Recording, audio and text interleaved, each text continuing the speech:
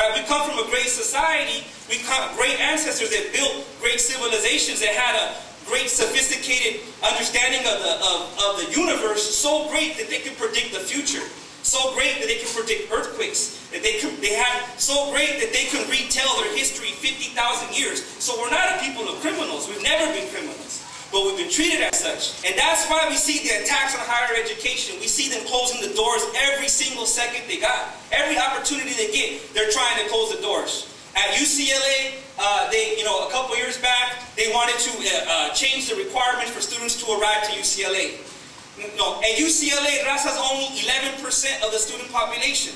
That's ridiculous because Los Angeles is the third largest Mexican city in the world. If Los Angeles was a city in Mexico, it would have the third largest population of Mexicans. If Los Angeles was a city in El Salvador, it would have the second largest population of Salvadorans next to San Salvador. And the same goes for Guatemala and Honduras. Right. But Latinos at UCLA are 10, 11, 12% of the population, and it's getting less. I started UCLA in 1999, and there's literally half as many Raza at UCLA today as there were in 1999, and our population has gone up. So our population goes up, and the numbers of us in the university goes down.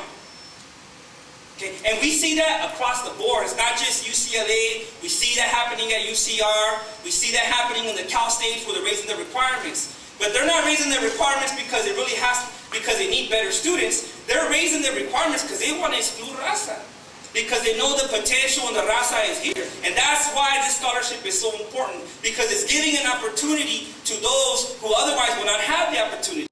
It's giving an opportunity to those sectors of our society that even some of the progressives, some of the so-called liberals, they are liberals, but the so-called, the down folks, oh, we're going to give a scholarship, but we're only going to give it to the documented students. Oh, we can have this fellowship, but you got to be a U.S. citizen.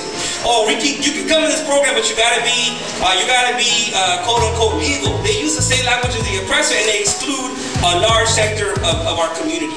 And that's why this scholarship right here is so important. And it's not just important because it's giving it to 10 or 15 youth, which is very important. It's important because it's 10 opportunities in people's lives that they wouldn't have. Okay? But we know for every one student that gets the scholarship here, we know there's 1,000 at least, 10,000 who are just as deserving of that scholarship and are not receiving that scholarship. And it's up to us to struggle so that we can change that reality.